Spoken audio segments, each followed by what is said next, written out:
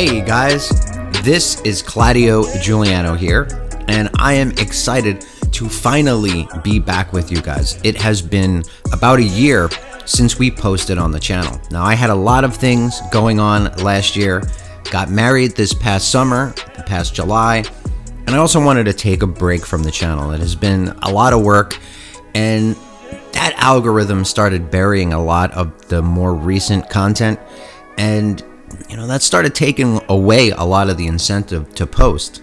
But we are back now, and I'm going to be posting more consistently again, so I'm really excited about that. And we are kicking things off with a review of the Surface Pro 9. So I've been taking you around the hardware. I've been a Surface Pro user since the first generation. I actually used all the way up to the 8th generation. The 8th gen is kind of when I really stopped using the Surface Pro. I'll get into why later. Right now, when it comes to the hardware that I'm taking you around, you're going to see that beautiful design. That's that Surface Pro X design, of course, with the type cover. This was the bundled package that comes with the pen, and this is the i5 variant. Now, this year, important to note, the i5 has a fan. I always went with the i5 variant to get the best battery life, and because it didn't have a fan, it didn't make any noise. Well, this year, I guess that wasn't possible for the power that the 12th gen chips bring out, and the i5 has a fan. And with this package, we are getting the Surface Slim Pen 2, which is basically Microsoft's best iteration of the Surface Pen. Much better than the previous first generation Slim Pen, and in my opinion, much better than all previous generations of the Surface Pen. And that is for a variety of different reasons. We'll get into those reasons deeper when we start drawing, but from the hardware perspective, it's really great. The pen is ergonomic. We're getting that new Apple Pencil style tip. We get the side switch still. We get a button on the eraser, and of course the fact that it has the eraser. Perhaps the most innovative thing about the Slim Pen 2 is the fact that it has a haptic engine built in it. And that haptic engine gives you a variety of feedback feels for when you are drawing to mimic a certain feel in tooth or grit on the screen. This is really cool. We'll talk about this more later when we start drawing. Okay, we are now going to start getting into power and performance. We are going to start working on the machine, and then we are going to get into art making, illustrating, painting, drawing, design, all those things. So when it comes to performance, the machine is not a bad performer. Actually, the 12th generation chips step up pretty big in power. And I guess that's why the i5 had to have this fan in it now. Because as you can see here, we are getting over 8,000 on the multi-core performance here, and a pretty respectable single core as well. Now, where the machine lacks heavily is in GPU performance. As you can see here, this is very low. To put this in perspective, I'm also an M1 iPad Pro user and an M1 MacBook Pro user, and both of those machines score over 22,000 on the GPU. So the GPU is really behind when it comes to the Iris Xe graphics.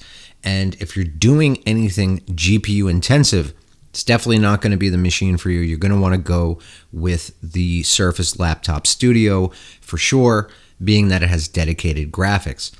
Now, one positive though is we have two Thunderbolt 4 ports in the machine, so that does allow you to connect an external GPU if you have one, and that'll boost your power by a nice amount, but not exactly the most practical solution for such a portable machine. So performance is good. It's not on the M1 level. As an entire package, CPU plus GPU, and then of course, the spectacular performance per watt that the M1 system gets.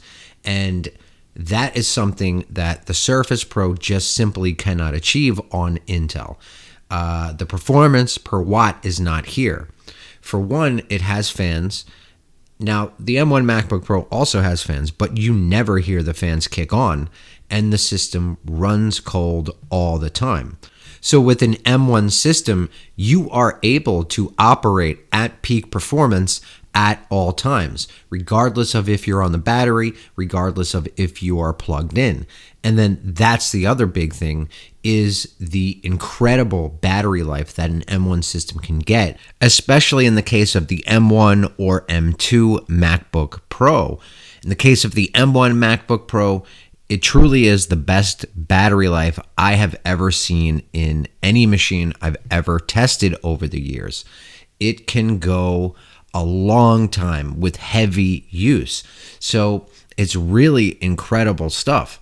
And it becomes hard to look at things in the same way once you experience a machine like it. When you have a machine that can work on the battery for multiple days with heavy use and not go below 40%, it is a game-changing thing, and there's no way around that. And I have to address that here, because not only do we need to compare that for perspective, for looking into the future, but we also need to compare it because a lot of people are considering what to buy. And it really depends on your use case. And while it's not achieving the same levels of power or performance per watt that an M1 or M2 system is getting, what makes the Surface is how unique it is. Its unique form factor, its design, the kickstand, the artist ergonomics, the versatility. That is what defines it. So for an Intel system, the performance is good. And as you see in those numbers in the benchmarks, we do get very impressive multi-core performance. But the thing is, since it is Intel, you know that we are dealing with 3 power modes. You get best performance mode, better performance mode, and then the recommend mode. When you unplug the Surface Pro, it's going to default you into that recommend mode. In that recommend mode, you are going to take a pretty significant hit in performance in this mode. So when you start trying to open large software or open large files, you are going to feel that. And you're going to feel a pretty significant difference from when you are plugged in, because when you are plugged in, it is defaulting you to the best performance mode. So the dynamic between those modes is noticeable. There's a noticeable difference when you unplug the machine. When you unplug the machine, it no longer performs at its peak level. And that's kind of the catch with an Intel system. And that is why the Intel system is still far behind. And I think Microsoft would have really benefited from getting Ryzen chips into the Surface Pro. As to why Microsoft hasn't used AMD chips in the Surface Pro, that's a mystery to me. I guess they have some kind of exclusive contract with Intel for the Surface Pro. They have used AMD chips in the Surface laptop, but as far as I know, I think that's it. They've never been in the Surface Pro line. Hopefully one day that'll happen, because I think the machine would be great with Ryzen chips in it. Couple things I wanted to bring up before we start working directly on the machine and testing the real world performance. One is the display. This display is really good. Despite it not being an OLED or a mini LED, this is probably the best LCD panel I've ever tested. It's able to achieve really rich, deep blacks, has a great contrast ratio with popping color and accurate color. So the display holds up still. I still wish it was a mini LED or an OLED, but for an LCD panel, it's by far one of the best I've tested. It's also operating at 120 Hertz with the variable refresh rate. Now, another big improvement on the Pro 9 is the speaker system. They are far better than previous generation Surface Pros, where the old speakers sounded really thin and kind of tinny. They didn't have any bass. They just didn't sound great. Now, the speaker system is excellent on the level of the iPad Pro or the MacBook Pro. Okay, we are going to start working on the machine, and we're going to start testing the real world performance. So luckily, when you're in the recommend mode on the battery, when you are working in software, you're not going to have a lagged out experience. So right now we're doing some tests in Photoshop. We're on the battery in the recommend mode, and you can see when I lay down the brush strokes, it's not lagging out, and that's a high resolution document there. And the same holds true for if you're working in something like Adobe Illustrator. The experience is still smooth in this recommend mode. So where the hit in performance comes in on the recommend mode is when you start trying to open things up. Larger files are a little bit slower to load. I mean, we're not talking about an hour or anything to load the file, but you can just feel the difference between when you're plugged in versus when you're unplugged. So basically everything's a bit slower. So what I like to do to counter this is I like to get everything open that I'm going to be working in while I'm plugged in and in the best performance mode.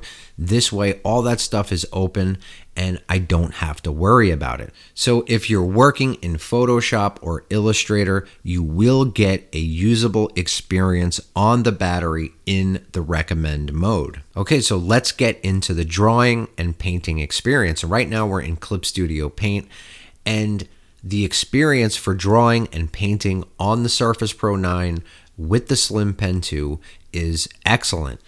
All that old stuff that you used to see with the Surface Pen is just not here anymore. The input is just excellent. Now, when you combine that with the fact that the Slim Pen is nicely designed, very ergonomic in the hand, you have access to the side switch, you have access to the eraser, it makes for an excellent drawing experience. And also, this goes back to that versatility that the Surface Pro has. The process that I'm using right now to create with, this is one of the things that makes creating on the Surface Pro a very unique experience. Being able to have an adjustable kickstand that goes to any angle for those ergonomics, having accessories like the Surface Dial to control the experience so I don't have to always touch the screen. This makes for one of the most ergonomic workflows you can find on a portable art tool. So we now have a pen input experience that is on the high level, that is up there with the Apple Pencil, that's up there with Wacom's technology. So all the things that you would want out of a good input, the Surface delivers now. It delivers that experience. It took a long time, but it finally does deliver that experience. And it's really nice to finally have that experience, especially on a larger screen than it ever was at 13.3 inches, especially on a panel that's 120 hertz. So the experience kind of all comes together now. And this was the big thing I wanted to talk about in the Surface Pro 8 review that I didn't get to get up for you guys. It was going to be showing you guys how much better the pen is. So when it comes to pen input, when it comes to drawing, painting, inking, sketching, whatever it is that you want to do with this machine, when it comes to art, it's going to deliver on that experience. Another thing I like about the Slim Pen 2 is it has a certain amount of drag on the screen naturally. The tip is kind of like a harder rubber, so it does have tooth when you are drawing, and that is without the Haptic Engine. Now, the old Surface Pen had a pen tip kit which allowed you to switch the tip out and get a variety of different feels with the different tips, and some of those tips in that kit had really great tooth. Unfortunately, with the Slim Pen 2, you just get one style of tip and that's it. And I guess to counter that, Microsoft built that Haptic Engine in. And when that Haptic Engine is activated, it is an excellent experience. It feels very realistic and it changes based on the tool you are using. Now, unfortunately, this is not supported in major software. So this is not supported in Clip Studio Paint. This is not supported in Photoshop.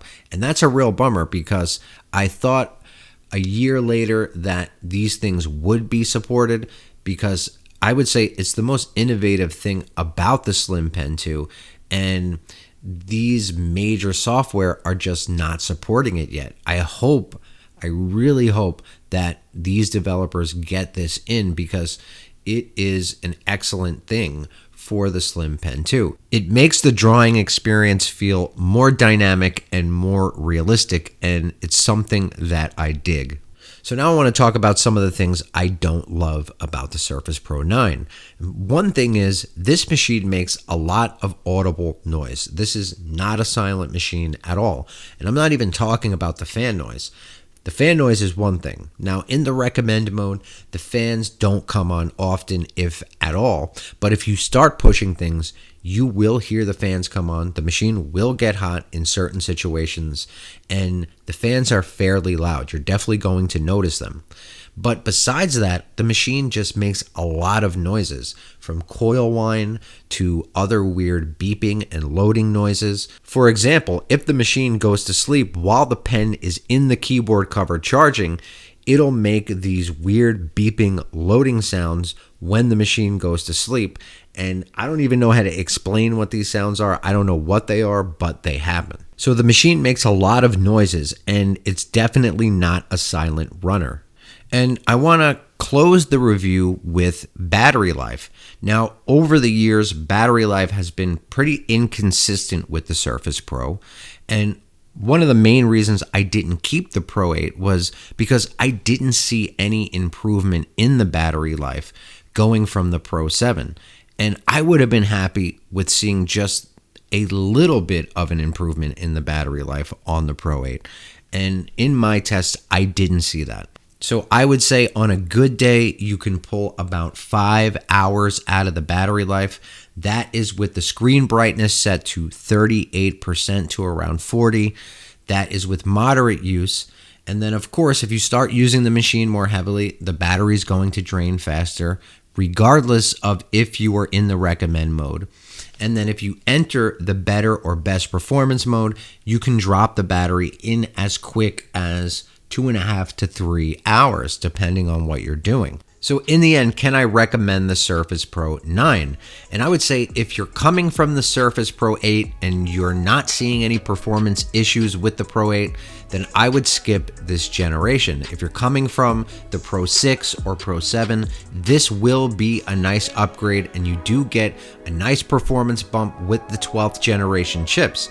Have to keep in mind that the i5 has a fan. If you're an i5 user of the old generations, you won't have a silent machine anymore. Also, important to note that this generation does not have a headphone jack, and if that is something that's important to you, then I would hold off on the upgrade. All around, I still enjoy the Surface Pro. I love its versatility. I love the artist ergonomics. And I think if you are someone that's locked into the Windows platform for creating and making art, I think you'll really enjoy it now with the Slim Pen 2. And that is going to wrap up the Surface Pro 9 review. I want to thank you guys for tuning in today. If you like this video, it would be great if you can share it with a friend, drop a comment, drop a like, but most of all, be best if you subscribe. We will be back soon. Stay well.